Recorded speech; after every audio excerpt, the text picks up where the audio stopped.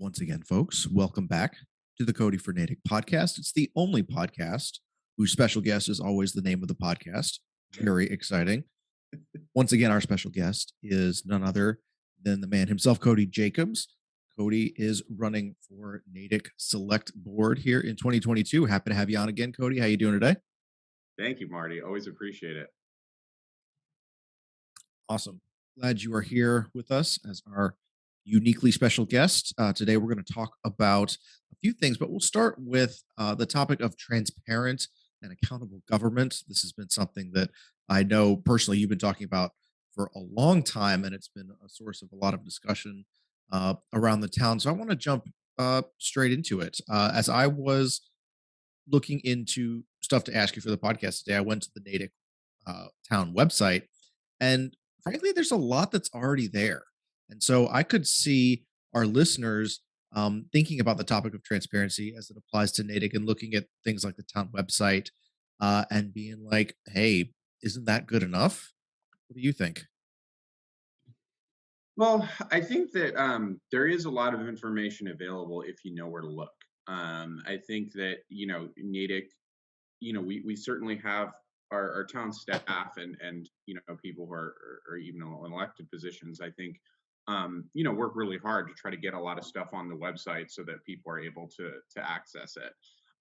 However, though, I don't think we're doing enough. I think there's a lot that we could do better on transparency, and I talk about this a bit on my website. That there's sort of a difference between passive transparency and active transparency, where passive would be just having something be on the website where theoretically you can find it, whereas active transparency would be getting something to people in a more timely manner in places where they're more likely to be, and making things a little bit more more user friendly for people who don't necessarily have time to be as well versed in what's going on in town government. So I think there's a lot we can do better, and this has sort of been recognized. I mean, by the select board and by the town administration already, in that they're working on hiring a chief information officer to try to overhaul some of these processes to make it a little bit easier for people to access information, which I think is a good first step. But I think there's a lot that we can do to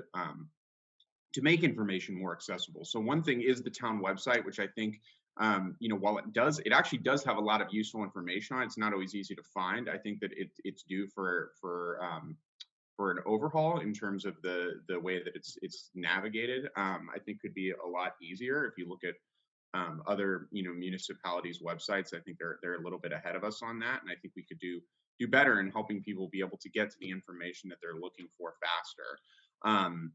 And I know that that's one of the things that we would hope a chief information officer could help us with. Um, and the other thing is getting people information where they are. So having a little bit more of a presence on social media, I think would be really helpful for the town. There's a lot of people who are kind of freelance, like sharing information, and I think there's individual town departments that do a very good job with what do you call it, with social media communication. Like the police department is very active on social media. This is our sustainability coordinator, our director, excuse me. Um, but I think we can do more to kind of as a town as a whole have a better social media strategy. Um, and I hope that that's something we're able to work on with the new chief information officer. Are there any other specific things that you might envision a chief information officer doing in support of this active transparency that you talk about? Yeah, so I actually have an idea about that, which is that I think one of the things that where we have a little bit of a disconnect is between the people who are in government on such a regular basis and already know how to access this stuff, and the people who may not be as frequent users of the town website or of accessing town information who need to. And I think a way to bridge that gap is to create a committee that is specifically dedicated to transparency. I'd like a committee that would sort of serve as a liaison between the chief information officer um, and the people who access the information and citizens, so that people are able to. So I would hope that the people on that committee would be able to help communicate with, be a liaison between residents and between the chief information officer and the town as a whole about what information people need and what the best places are for people for the town to put that information so that people are able to get it and get more engaged. I love it. Very good. Are there any other specific ideas that, as a select board member, you would be able to champion and work toward in the name of active transparency that may or may not involve the chief information officer that you're talking about, but just in general, if elected, what would you do?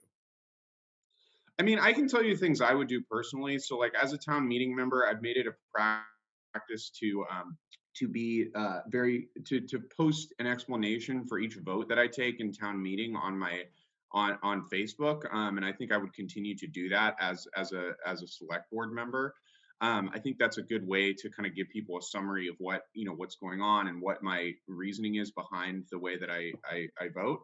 And so if I'm elected to the select board, I would continue that practice so that people know what I'm doing. I would also try to regularly continue to hold events so I can hear from just listening events where I can hear from people and understand what they're doing. I know there's some select board members who have done this or already do it where they kind of have an office hour every so often to kind of make sure that you're keeping the door open to people's concerns. So those are a couple of things that I would do if I was on the select board to try to make at least my part in town government a little bit more transparent.